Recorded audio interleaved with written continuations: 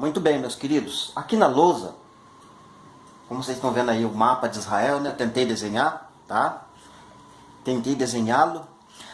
Mas agora eu quero ler um texto em Lucas capítulo 3, versículo de número 1, que diz assim: No 15º ano do reinado de Tibério César, sendo Pôncio Pilatos governador da Judéia, Herodes tetrarca da Galiléia, seu irmão Filipe, tetrarca da região da Itureia e Tranconites, e Lisânias, tetrarca de Abilene.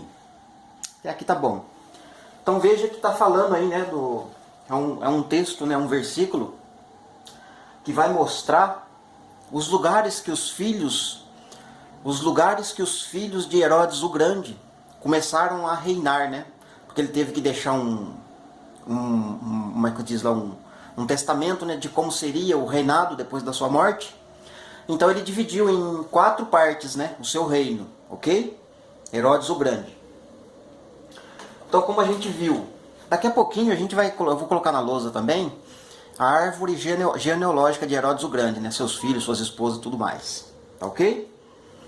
Então vamos lá. Vamos pegar a parte de Lucas 3:1 que a gente acabou de ler. Herodes Arquelau, que é um dos filhos, né, ficou com a região da Judéia, certo? Lá na lousa, Idumeia e Samaria, tá certo? Herodes Arquelau, que tá aqui, tá vendo? Só que ele reinou por 9 ou 10 anos só, né? Ele reinou 4 anos antes de Jesus chegar, né, nascer, e depois reinou mais 5 anos ou 6 anos.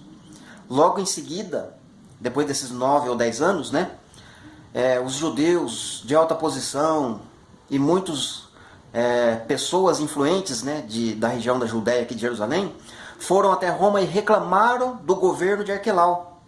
Foram lá fofocar dele, né? Então o que ele fez? O que ele teve que fazer? Ele teve que...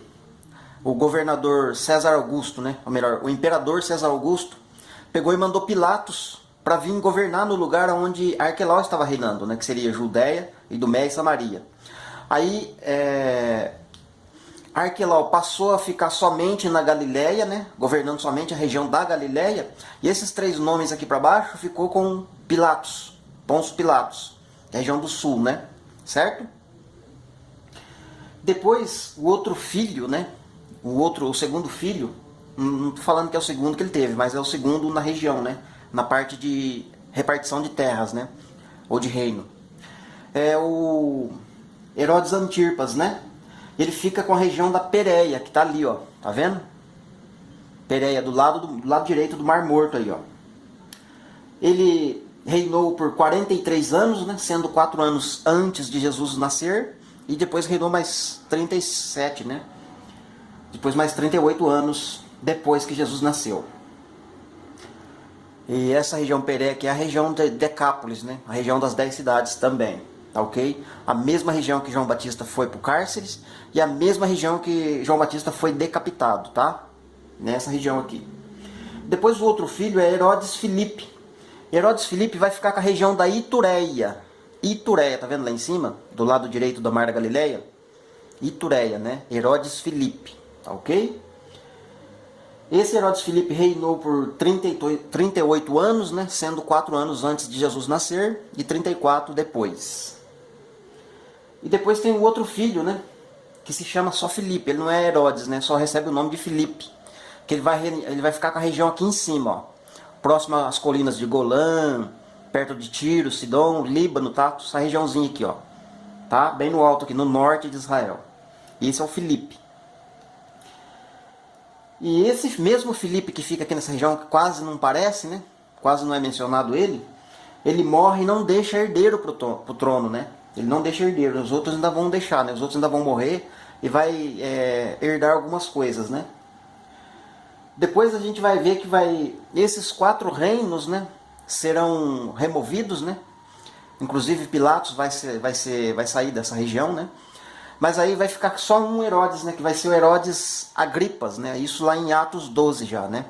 Lá em Atos 12 é o Herodes Agripas, que ele vai governar toda a região de Israel, né? E isso mostra o que? O início do Império Romano, né? Romano assumindo totalmente Israel, né? Depois lá no finalzinho do livro de Atos, né, próximo à morte de Paulo, lá vocês vão ver que o Império Romano já tomou posse, né, de Israel, tudo mais ali, toda a região.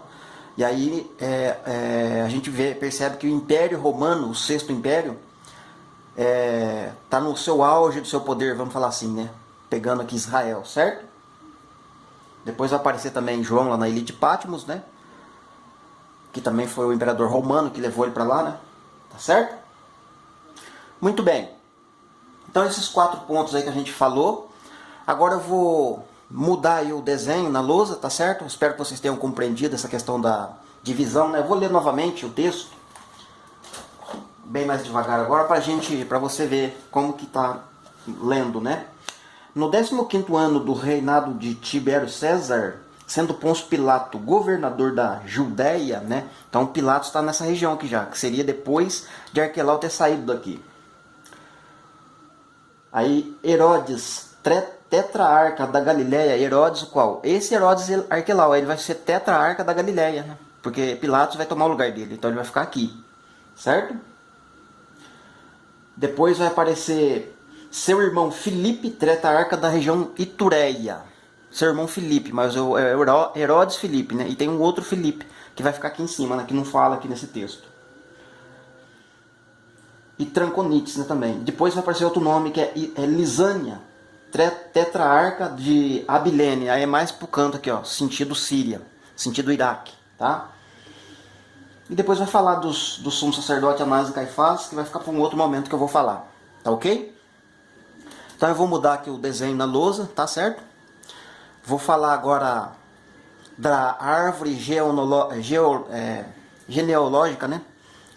De Herodes o Grande, né, suas esposas e seus filhos, assim na lousa.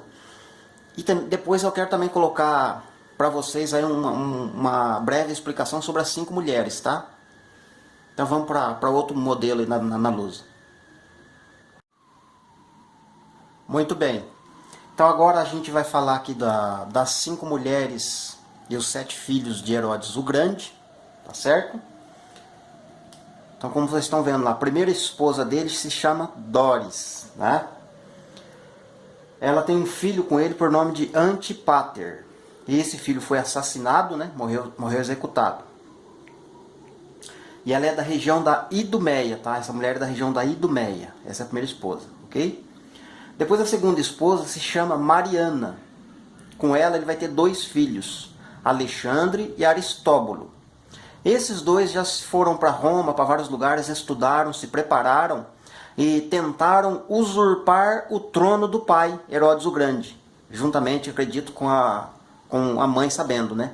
Tanto é que ele vai deixar a mãe e vai mandar executar os 2 filhos, Alexandre e Aristóbulo, tá certo? Esses 2. Lembrando que Aristóbulo é pai de Herodias. Herodias que vai se casar com Herodes, né? Herodes Filipe aqui, ó, tá? Vou dar uma ajeitada na câmera aqui que ela tá querendo.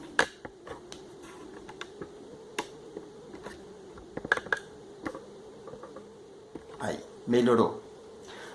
Então, esse Aristóbulo é pai de Herodias, ok? Isso significa que tanto Herodes Filipe, quanto Herodes Antipas vão se casar com a sua sobrinha, tá? A terceira mulher se chama Cleópatra, dançarina, né? Foi ela, inclusive, que deve ter ensinado a Herodias a dançar, né? Então, essa Cleópatra teve um filho por nome Filipe, do qual a gente viu lá na geografia, que ele reinou lá na região próxima ao Líbano, Tiro, Sidom, colinas de Golã, toda aquela região do alto, lá em cima. A quarta mulher se chama também Mariana. Eu esqueci de falar do nome da região, né? Ela é da região da Judéia, tá? A segunda esposa, Mariana, região da Judéia. Cleópatra é de Jerusalém. Essa Mariana também é da região da Judéia, tá certo? E com ela ele vai ter um filho, que se chama Herodes Filipe, tá? Esse Herodes Filipe é que vai se casar com Herodias, filha de Aristóbulo. Ou seja, ele vai se casar com a sua sobrinha. Depois a quinta mulher vai se chamar Maltace, né? Maltace. E a câmera não quer parar. Aí. Então essa Maltace, Ela é samaritana, da região da Samaria, ok? E ele teve 2 filhos com ela, Herodes Antipas e Herodes Arquelau, ok? É os 2 que vão dar mais trabalho lá nos evangelhos, né? Os 2 Herodes. Herodes Antipas, né, vai se apaixonar pela esposa de Herodes Filipe, né? Tem todo aquele contexto. Como está na lei Levíticos 18, se eu não estiver enganado aqui, quando estou com a palavra aberta, não lembro, estou tentando citar de cabeça, que não é lícito você ver a nudez da esposa do seu irmão, né? E essa foi a acusação de João Batista contra Herodes Antipas, né? Herodes Antipas tomou a esposa de Herodes Filipe e João Batista falou que isso era contra a lei do Senhor, né? É adultério. E por isso João Batista pagou com a sua vida, né? Pagou com a sua vida com essa acusação, né? Com essa denúncia desse pecado. E por último eu quero falar aqui um pouquinho sobre sumos sacerdotes da época, né? Sumos sacerdotes da época. O que acontece? Naquela época, naquele contexto, os sumos sacerdotes, né, eram escolhidos pela tetrarquia dos Herodes, né? Eram os Herodes quem escolhiam os sumos sacerdotes da época. Por isso que tanto Paulo quanto Jesus, João Batista, os apóstolos batiam para ver a queda dos sumos sacerdotes da época, porque eles eram muito ruins de Bíblia, né? Eles não conheciam a palavra, né? Eles não conheciam a palavra, então eles apanhavam muito, os saduceus e muitos outros líderes lá, né? Então, a região, na verdade, que saía o sumo sacerdote, principalmente Anás e Caifás, que são os principais ali, que é mais citado em Lucas, eram da região de Idumeia e não da Judéia, né? Porque segundo a lei tem que sair, o sumo sacerdote tem que sair da Judéia, né? De Belém, né? Como Jesus é, né? Tem que sair dali. Então a maioria dos sumos sacerdotes eram escolhidos, eram levantados a dedo pela tetrarquia dos Herodes, né? Com um fim lucrativo, é claro, né? Uma espécie de cunha. E com o dedo do imperador romano junto também, né? Uma teia, vamos falar assim, uma máfia, né? Naquela época. E por isso eles não cumpriam a lei como deveria, né? Por isso Jesus vem e faz o que tem que ser feito ali. Tá certo, meus queridos? Então agora eu quero mudar de novo a forma de colocar aqui o estudo. Eu vou falar agora das 5 mulheres, tá? Então aguenta a mão aí que eu vou mudar novamente o quadro aí. Como vocês viram, a gente pegou uma parte na lousa, falou de geografia.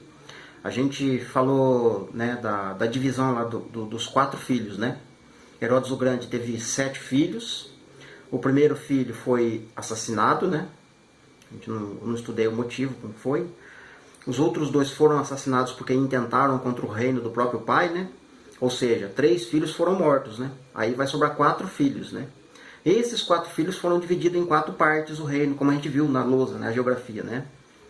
E esse mesmo desenho acontece lá na época de Alexandre o Grande, né? Alexandre o Grande morre e ficam os seus 4 generais ali com as 4 regiões lá, né? Aquele contexto do profeta Daniel. Tá certo? Mas aqui agora eu quero falar um pouco, não dá para entrar em detalhes, né? Porque os mínimos detalhes é o que são mais gigantescos de se explicar, né? Então é muito difícil da gente se atentar, mas eu gosto dos detalhes. Eu quero pegar um pouquinho de cada mulher, que eu falei na introdução, que são 5 esposas, né? Essas 5 esposas têm um retrato profético, né, dentro da palavra, né, em toda a palavra. E eu quero falar um pouquinho de cada um, né? De maneira que você consiga entender, né? Tá certo? Vou me esforçar ao máximo para explicar, tá certo? Então, a primeira mulher que eu quero tratar com vocês, na verdade, ela está dividida em 2 mulheres, na verdade, né? Está dividida em Agar, a egípcia, e a Maalat, que é filha de Ismael, né? Ou seja, nora de Agar, né? Nora de Agar. Ela é filha de Ismael. Essa Maalat, que é filha de Ismael, vai se casar com Esaú, certo? E essa mistura dos 2, Ismael com Esaú, vai acontecer o quê? Vai virar o povo islâmico de hoje, né? Você estudar, quem estuda já sabe disso. Você vai ver que vai acontecer isso, né? Vai findar nisso. Agora, por que eu estou colocando essa primeira mulher como uma das esposas? Porque é ela que gerou Ismael, né? Ou a Maalat, que esteve junto com Esaú. Esaú e Ismael é o povo que... Mais precisamente, Esaú é o povo que Deus está irado para sempre, né? Então, para a gente compreender um pouco dessa primeira mulher, como eu vou falar de maneira resumida, eu vou citar os textos aqui, né? Eu fiz umas anotações, uma cópia aqui, né, um rascunho. Por exemplo, Ismael, né? Quando ele nasce, o anjo vai falar para a própria Agar que Ismael seria como um jumento selvagem. Olha só que expressão, um jumento selvagem, né? Então, se você clicar ali, se fazer uma Bíblia, pegar um aplicativo de pesquisa e clicar em cima da palavra jumento, você vai ver que vai aparecer muitos textos falando de jumento, né? Vai aparecer lá em 2 Samuel, vai aparecer aqui em Gênesis, em vários lugares, né? Em Crônicas, nos Evangelhos, né? Lá em Jó, no capítulo 39, se eu não estiver enganado, vai aparecer a expressão lá de jumento, né? Deus falando com Jó. Quem é que despediu em paz o jumento selvagem, né? Ou seja, falando de Ismael, né? Só que isso são, como é que se diz? São palavras proféticas, coisas que o Senhor Deus nos revela, mas essa revelação ainda não está aberta totalmente, entende? Então eu não consigo falar com mais clareza, com mais detalhe, esse assunto de Ismael, né? Sendo comparado com o jumento, né? Até pretendo fazer uma live, né, daqui uns dias, falando sobre esse assunto de jumento, Ismael, o Evangelho, sabe? O cumprimento disso, de uma parte disso nos Evangelhos, né? Só que é muito difícil de explicar isso, né? Até porque, né, não tem ninguém falando sobre esse assunto, não existe ainda, acho que nenhum canal falando sobre esse assunto em detalhes, né? Porque o jumento, né, vai apontar ali para aquele estudo que eu fiz recentemente também sobre as duas casas do anticristo, né? Poucas pessoas estão falando disso, ou quase ninguém, vamos dizer assim, né? Então, é um pouco difícil para mim falar para vocês, né, de maneira clara, né? Mas eu consigo entender, e o que Deus está dando a entender na palavra, eu estou tentando, me esforçando para passar para vocês, né? Então aqui está. Gênesis 16, versículo 12, está falando disso, né? Que Ismael seria como um jumento selvagem. Depois Gênesis 49, versículo 12, tem uma profecia, né? Que ele ia se conectar o jumento iria se conectar com a videira, né? A videira a gente sabe que é Cristo. E o jumento é o povo de Ismael, né? Que está em escravidão, está preso, né? Está lá em Gálatas 4, o apóstolo Paulo vai falar que esse povo está escravo como a Jerusalém atual com seus filhos, né? Comparou a Jerusalém atual com seus filhos. Falando de Agar, lá no caso, né? A egípcia. E Sara é o povo que está livre, né? É a nossa mãe em Jerusalém, que está lá do alto, inclusive. E fala que nós fazemos parte da descendência de Isaac, né? Que aponta para Cristo. Então esses contextos, né, para a gente entrar em cada um deles e detalhar, vai longe, né? Então o vídeo ficaria enorme. Então eu vou ter que fazer resumidamente, né? Mas eu pretendo fazer uma live sobre esse assunto de Ismael, né? Comparado com o jumento. Depois, lá em 2 Samuel, capítulo 16, tem um contexto lá falando de Davi, Mefibosete, Ziba, né? Ziba é servo de Mefibosete e Davi é rei, certo? E aí, Ziba vai aparecer com jumentos, né? Lotado de mantimentos, lotado de uva, lotado de pão, coisas que vão apontar para o milênio, né? Coisas que vão acontecer no milênio. E o próprio Davi vai perguntar para Ziba, o que você pretende com isso, né? Com esse monte de coisa? Esses alimentos vão servir para o povo que estava cansado no deserto, vai alimentar eles. Agora os jumentos serão usados na casa do rei. Ou seja, a casa do rei, está falando do rei, qual rei? É rei Davi, mas é uma profecia falando que Jesus ia ser esse rei, né? Então na casa do rei Jesus vão ter jumentos a serviço, né? E jumento aqui na profecia está falando de Ismael. E quando você estuda a descendência de Ismael e de Esaú, a profecia fala que tanto Ismael quanto Esaú se tornarão servos de Jacó, ou dos filhos de Israel. E isso ainda não se cumpriu, vai só se cumprir no milênio. Então por isso que está escondidinho aqui, vamos falar assim, né? Que o jumento está preso, né? Lá em Mateus 21, Jesus vai enviar 2 discípulos, fala, ide à aldeia que está diante de vocês, vocês vão encontrar uma jumenta e um jumentinho preso. Desatai-os e tragam-os até mim. Um jumento preso. Por que o jumento está preso, né? É o que Paulo está falando em Gálatas 4, né? A Jerusalém atual, a sua mãe e seus filhos estão presos, né? Estão em escravidão, estão escravos, né? Escravizados, presos. É a mesma expressão, né? Então Jesus vai e manda soltar os discípulos para libertar, para soltar esses jumentos. Isso fala de pregar o evangelho para Ismael, né? Quando Ismael ouvir o evangelho e obedecer, ele não fica mais preso, ele se torna livre. Por isso que Jó, lá na expressão de Jó, fala que ele vai despedir em paz o jumento selvagem, vai deixar ele livre. É isso no período milenar, né? Vai ficar livre, mas entre aspas, né? Porque ele vai ser súdito do reino, vai ser servo da casa de Israel. Tá certo? Então essa primeira mulher, que está escondida, vamos assim, a primeira mulher de Herodes o Grande, eu ligo ela com Agar e com a Maalat, que é a esposa de Ismael, tá? As duas cabem, dá para entrar em paralelos, né? As duas mulheres. Depois, um detalhe. Esse período aqui, como se a gente fosse traçar uma linha do tempo, né? Seria de 1300 a 1700 anos antes de Cristo. O período aí do acontecimento da primeira mulher. Essa mulher é que dá ordem para atacar o povo de Deus, né? Ela vai estar sempre uma mulher, ela é a esposa do rei, ela é a esposa do comandante, ela é a esposa do tal, fulano, sabe? Alguém que tem poder. Esse alguém vai atacar por amando da esposa, né? A esposa que vai buzinar no ouvido do marido, e o marido vai fazer escravizar o povo de Deus, que nem no caso aqui Agar, que é mãe de Ismael, e a Maalat, que é a esposa de Esaú, filha de Ismael, nora de Agar. Esse conjunto de pessoas, né, desceram para o Egito antes de os filhos de Israel descerem, né? Lá no vídeo, no estudo que eu fiz sobre Sem, Cã e Jafé, nos filhos de Noé, a gente viu lá que Misraim fundou o Egito juntamente com Ismael, né?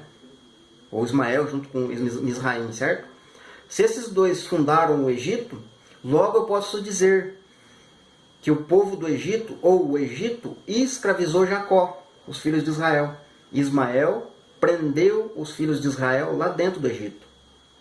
E não é à toa que os profetas vão dizer que o Egito, ou melhor, Deus dizendo através dos profetas, né? Eu vos tirei da casa da servidão, da casa da prisão, né? Porque eles estavam presos lá no Egito. Então ele está falando da casa de servidão, é uma referência de alguém que está preso. Tá ok? Então esse acontecimento da primeira mulher varia de 1300 a 1700 a.C. Tem ali o conteúdo histórico, né? Não dá para a gente entrar com precisão.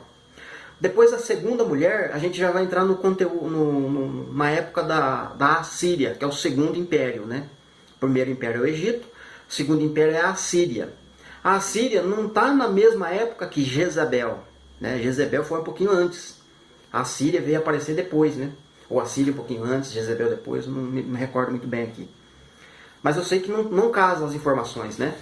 Só que o Império Assírio começou a ganhar força em 1200 antes de Cristo e ficou forte até 600 anos antes de Cristo, certo? Então o Império Assírio demorou cerca de 600 anos.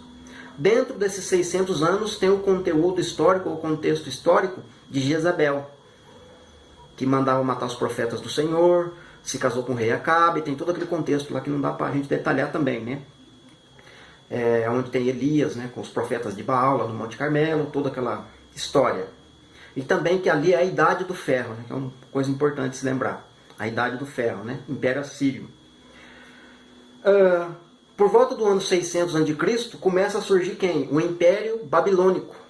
Começa a entrar na história de Jeremias, Daniel, Esther, Grécia, Medo-Persas, etc. Né?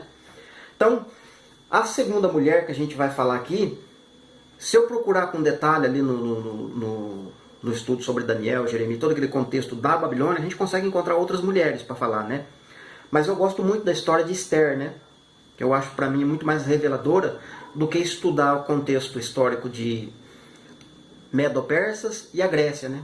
Que foi um momento ali de reinado, né? Então, qual é a mulher, na verdade? É Zeres, né? Essa mulher é esposa de Ramã. Ramã é rei do sul. Esse Ramã tem 10 filhos. Ele é rei do sul, Ramã. O pai de Ramã é Ramdata. Ele é o rei do norte. Esse Ramdata é que fez o decreto, né? Assinou o decreto para matar todos os judeus. A Esther entra em cena, junto com Mordecai.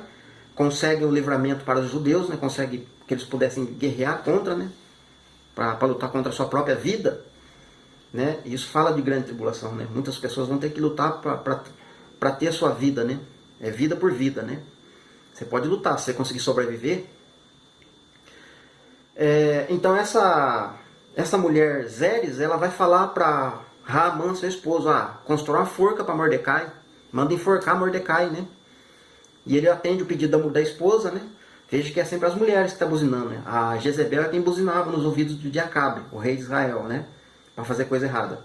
Aqui é Zeres quem está buzinando no ouvido dele. Olha, faz uma forca para enforcar Mordecai, né? Não deixa quieto isso não. Só que aí a Esther entra em cena, chama o banquete, que são 2 banquetes, né? E no momento do banquete ela faz o pedido. Eu quero que você mate Haamã, porque é ele quem está prejudicando o meu povo. E eu quero que o senhor mate também os 10 filhos de Haamã. A mesma história lá da besta de 10 chifres, né? A besta com 10 chifres, depois sai o chifre pequeno. E momentos antes de Haamã morrer, é colocado um saco preto na sua cabeça. Escuro, né? Para ele ver. É uma tipologia de que no futuro o reino da besta vai ficar em trevas, vai ficar escuro, né? Então por isso que eu gosto do livro de Esther, né? Tem muita coisa, né? E para quem quiser assistir o estudo, ou quiser em mais detalhe disso que eu estou falando sobre Esther, eu vou postar aqui o link, né, do estudo que eu fiz sobre o livro de Esther. Eu acho que foi 18 partes, né, 18 vídeos, né, bem detalhada a história de Esther, né, que é nesse tempo aqui da Babilônia, tá? Eu vou colocar aqui nos comentários embaixo o link desse estudo sobre Esther, ok? E um ponto importante para comentar aqui, né, nesse período que está acontecendo o reinado da Média Persa, né, onde Daniel ficava, e também em contrapartida a Grécia estava crescendo e se levantando para atacar a Média, né, para dividir ali, né, para tomar o reino, certo? Nesse meio tempo estava o reinado da Babilônia. Você percebe que a Babilônia, né, a Babilônia mesmo, de Nabucodonosor, ficou pouco tempo, aproximadamente 70 anos, somente o período de cativeiro dos judeus. A Babilônia só ficou por cerca de 70 anos no comando, né, de império, vamos falar assim. Ficou pouco tempo. É uma mostra de que a Babilônia futura, a grande Babilônia lá de Apocalipse, ela vai ficar só 7 anos também, né? É pouco tempo que ela vai reinar. A mesma coisa acontece aqui nesse contexto de Esther, né? Somente 70 anos, né? Em cerca de 580 aparece o rei Nabucodonosor, toda aquela história, leva os judeus para Jerusalém, serem cativos, junto com Jeremias, Daniel, um monte de gente, leva para aquela região. Logo, findando ali os 70 anos que eles estavam ali, quando aparece Ciro, né, para tirar eles de lá e levá-los para Jerusalém, para começar a reconstruir novamente Jerusalém, já também acontece nesse mesmo momento a Grécia, né, ou melhor, os medos invadindo a Babilônia e tomando posse do reino, né. Os medos ficam com o reino, mas aí passa pouco tempo também, já vem a Grécia, toma dos medos, a Grécia começa a ganhar força, né. Aí a Grécia também perde, aí entra Roma, que no caso vai ser a próxima mulher que a gente vai falar, né? Que seria a quarta mulher. A gente vai falar de Herodias. As 3 primeiras mulheres que a gente falou foram elas que buzinavam no ouvido do marido, né? Mata fulano, faz isso, faz aquilo, constrói uma forca. Herodias não é diferente, foi ela que pediu para matar João Batista, né? Eu quero a cabeça de João Batista num prato. E João Batista é alguém que estava profetizando contra ela, né? Contra o marido dela, contra o seu pecado. Então, mas pra gente, eu vou reforçar aqui, eu ia ler um texto, eu vou ler daqui a pouquinho. Tem um texto aqui em Lucas que eu quero ler com vocês, mas daqui a pouquinho eu leio. Herodias era filha de Aristóbulo, como a gente já viu na lousa, mulher de Herodes Antipas, rei da região leste, né? É importante saber disso, o lado direito do Mar Morto, como a gente viu na geografia. Região sul estava com Arquelau. Filipe, aquele que não é Herodes, ficou na região sul, norte, lá em cima, perto do Líbano, Tiro e Sidom. Herodes Filipe ficou com a Itureia, né, sentido Síria, né, do lado direito da Mar da Galileia. Pôncio Pilato, governador da Judéia, Samaria e Jerusalém, né, depois que ele deportou Herodes Arquelau para a Galileia. E um ponto interessante aqui, né? Anás e Caifás, sumos sacerdotes da época, né? Eu falei um pouquinho sobre sumos sacerdotes na parte anterior, né? Na lousa anterior. Você já não precisa citar mais. João Batista prega, denuncia o pecado e é decapitado, né? Como a gente já falou várias vezes aqui. E no contexto da crucificação e morte de Jesus, Herodes Antipas com Herodes Arquelau vão entrar em acordo. no momento ali um pouquinho antes de Jesus morrer. Momento de grande tribulação para Jesus. Então, no momento de grande tribulação para o corpo de Jesus, que somos nós, vai haver um acordo também entre o rei do sul e o rei do norte, né? Lá no capítulo 5, no capítulo 11 de Daniel aparece, né? Essa, por enquanto, é guerra entre o rei do sul com o rei do norte, mas em um determinado ponto eles vão entrar em acordo, né? Depois de guerrearem um contra o outro, eles vão entrar em acordo. É as bestas fazendo um acordo lá em Apocalipse também, né? Um vai dar autoridade para o outro, para massacrar o povo de Deus, né? Claro. Então, Herodes Antipas com Arquelau vão fazer as pazes nesse momento, porque até então eles estavam em brigas, né? Eles não concordavam com a maneira como seu pai dividiu o reino, né? Os dois queriam reinar na Judéia e Jerusalém, né? Então eles não concordaram com o testamento que seu pai deixou, e os dois então brigavam muito por causa disso. Então nesse dia os dois resolveram fazer acordo na morte de Jesus, né? E nesse contexto de tudo isso que eu falei, mas eu vou falar da quinta mulher já que eu leio o texto, né, que tá aberto aqui inclusive em Lucas, né? A quinta mulher, já que a gente está falando um pouquinho de Apocalipse, a quinta mulher é a meretriz de Apocalipse 17, né? É a meretriz lá, que ela está sentada sobre a besta lá a besta do mar, né? Que tem 7 diademas, né? 7 cabeças, não lembro a expressão aqui, né? O mesmo desenho profético que está aqui, né? Herodes com seus 7 filhos e suas 5 mulheres, né? Então, essa meretriz de Apocalipse 17, quase que dá para fazer um paralelo lá com Daniel 11, né? Quando tem o rei do sul com o rei do norte fazendo guerra, já mencionei isso uma vez, né? Mas também lá vai aparecer o rei do sul se casando com a filha do rei do norte. A mesma coisa que aconteceu com Herodias, né? O rei do sul, que é Herodes Antipas, né? Ele está no leste, né? Mas mais para o sul do que norte, né? Ele vai se casar com a filha do rei do norte, né? Que seria o filho da segunda esposa, que é Mariana, lá para a região norte, né? Fica um pouco confuso de entender, né? Muitas coisas para a gente encaixar na cabeça, demora para entrar as informações, mas isso é muito importante compreender, né? Então, essa meretriz de Apocalipse, ela está embriagada com o sangue dos santos, né? A palavra vai falar lá, né? A mesma coisa que as outras mulheres fizeram, né? Se embriagaram no sangue dos santos. Vai estar dando ordem para matar os santos, aqueles que não adorarem a besta, né? Do seu esposo, seu marido. E que nem eu estava falando anteriormente, Daniel 11 está mostrando lá o momento do rei do sul com o rei do norte, né? Tentando fazer acordo, o casamento, as guerras, né? Enfim, todo o contexto profético do fim. Tá certo? Então, diante de tudo isso que eu falei, dentro dessas 5 mulheres, né? Não deu para detalhar mais, né? Porque senão o vídeo ia ficar grande, já está com 20 minutos aí, né? Fora os outros que já foram para trás aí, que já tem bastantinho, né? Então eu quero ler um texto para vocês, Lucas capítulo 3. A gente já leu o verso 1, né? Mas agora eu quero ler o verso 2 também, para vocês verem como que fica interessante agora. No 15º ano do reinado de Tibério César, sendo Pôncio Pilato governador da Judéia, Herodes, tetrarca da Galiléia, seu irmão Filipe, tetrarca da região da Itureia e Traconites, Elisânias, tetrarca de Abilene. Essa parte a gente já explicou, né? Meio que mais ou menos, mas expliquei. Não sei se deu para vocês compreenderem. Verso 2. Sendo sumos sacerdotes Anás e Caifás, veio a palavra de João, filho de Zacarias, no deserto.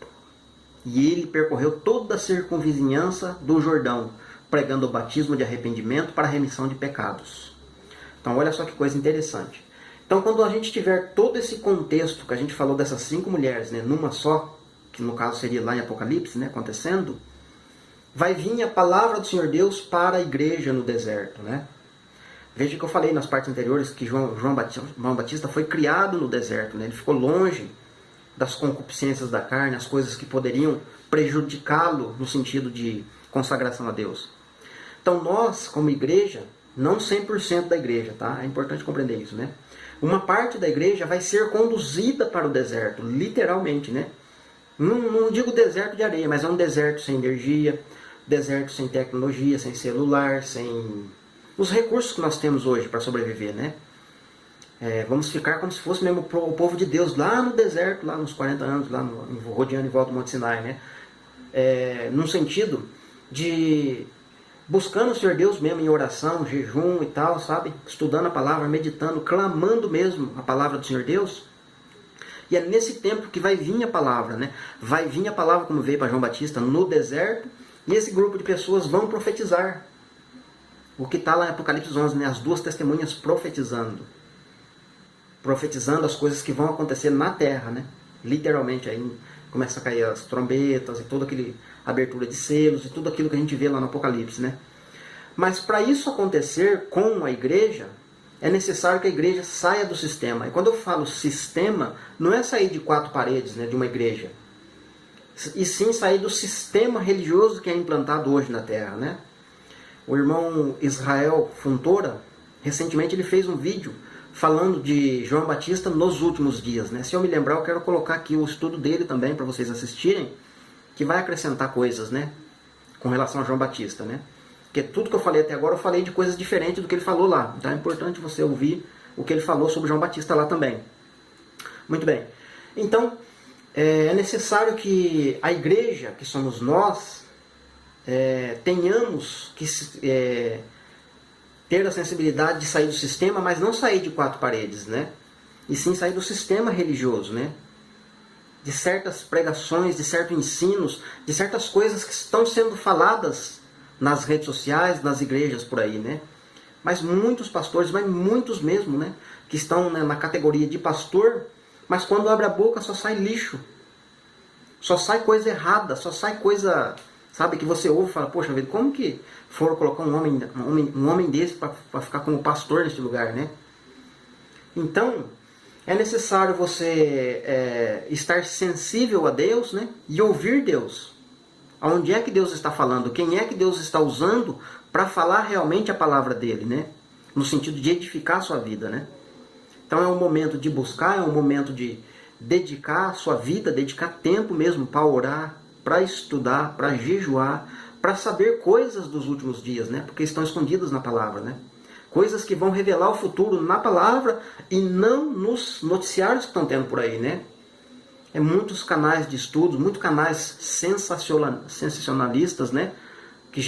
Pessoas que estão preocupadas só com monetização, com visualização, com comentário, com fama, mas que não estão nem aí para a palavra em si, certo? Até usam alguns pontos da palavra, mas usam de maneira distorcida, não tem jeito, né? Então quando você vê um estudo, um vídeo daquele, um comentário daquele, você fala, poxa vida, não tem nada a ver com a palavra isso. Como que as pessoas estão seguindo? Como que as pessoas estão acreditando nisso? Ou seja, é muito lixo que está sendo derramado, entende? Desse sistema que eu quero dizer que a igreja do Senhor Jesus precisa acordar e sair desse sistema de ensinamentos errôneos. Muitos ensinos, né? Muitas coisas erradas estão sendo faladas e a igreja não consegue discernir. Por conta dos seus próprios pastores, seus próprios líderes, né? Estão contaminados, né? Estão com a boca amordaçada para não falar a verdade. Estão com mãos e pés amarrados, né? Porque não conseguem se dedicar, não conseguem ficar livres para estudar a palavra e abrir o leque, abrir sua boca para falar da palavra, porque tem medo das hierarquias, né, que estão acima deles, né? Que normalmente as igrejas todas têm um líder, tem um pastor fulano que é presidente, depois vem outro em si. Então um pastor lidera 20, 30, 40, até 80 pastor. Esses 80 pastores estão debaixo daquele pastor, né? Então esses 80 pastores têm que ficar debaixo daquilo que ele está falando. Eles não podem sair daquele sistema, então estão presos num sistema. E esses pastores, se eles não saírem desse sistema religioso, saírem deste jugo, né, de ensinamentos errôneos, né, de palavras herégicas, né, coisas que não vão edificar a igreja, coisas que não vão dar respaldo bíblico, coisas que quando acontecer, as coisas começarem a acontecer mesmo, de verdade, aquilo que está escrito na palavra como grande tribulação para a igreja começar a acontecer, as pessoas não vão saber para onde correr, não vão saber o que recurso tomar. Por quê?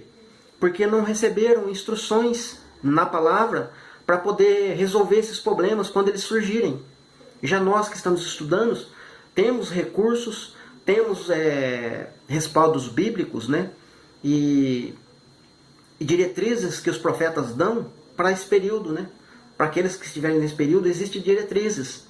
E isso é para a igreja, não é para Israel. Não é para o povo que estava lá no Antigo Testamento. Isso é para nós, é para o futuro. Então é coisas que a gente precisa estudar, e colocar em prática.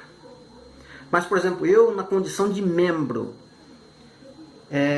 esses líderes, essas pessoas que estão no comando acima hoje, que eles ouvem, eles não vão dar atenção, eles não vão dar ouvido para isso. Entende? Então um membro falando não vão dar ouvido. Então quem que tem que acordar? É os pastores, é quem está na liderança, né? Então a nossa oração, quando você for orar, lembre dos líderes, né? Orem para a sua, até a palavra manda a gente fazer isso. Orar por suas autoridades, né? Constituídas, né? Seja prefeito, seja médico, seja delegado, policial, governante, vereador, mas também pastor, né? Por que não? Principalmente pastor. Os pastores que estão incumbidos na liderança das igrejas, né? Por exemplo, você vai pegar a Assembleia de Deus Madureira, tem um líder, que ele está lá em cima. Quase, eu nem sei quem é o nome para falar a verdade. Se você pegar a Batista, tem um líder. Se você pegar a Congregação Cristã, tem um líder. Então, cada denominação tem um líder em cima, entende? No patamar. Então, a gente tem que orar por esses líderes, para a revelação cair para eles, né? Ou para eles abrir o entendimento, vamos dizer assim, acordar para a palavra, para daí então vir de cima para baixo a revelação, para descer para a igreja. Nós como membros, a gente até consegue atingir um aqui, outro ali, mas o trabalho fica quase que ineficaz, né? A gente depende muito, e não muito, mas sim 100%, do Espírito Santo levar a palavra até as pessoas que estão precisando, né? Mas mesmo assim é muito poucas as que ouvem, né? Então nós devemos orar, ficarmos em oração. Já tem até um tempo, eu não consigo colocar ali e mostrar para vocês, na porta do quarto aqui onde eu estudo, onde eu gravo os vídeos, o lugarzinho que eu gravo, tem ali uma lista de pastores, né, de pessoas que eu oro para aqui, para a cidade de Mogi Guaçu, né, que eu sei que existem líderes aqui que mandam nessa cidade, eu sei disso. Tem alguns líderes que mandam aqui, né, então a palavra fica quem entre, vamos dizer assim, não penetra no coração da igreja, certo? Mas eu sei que em determinado momento o Espírito Santo vai fazer a obra. E esses que estão na liderança, o coração vai amolecer, a palavra vai entrar, né?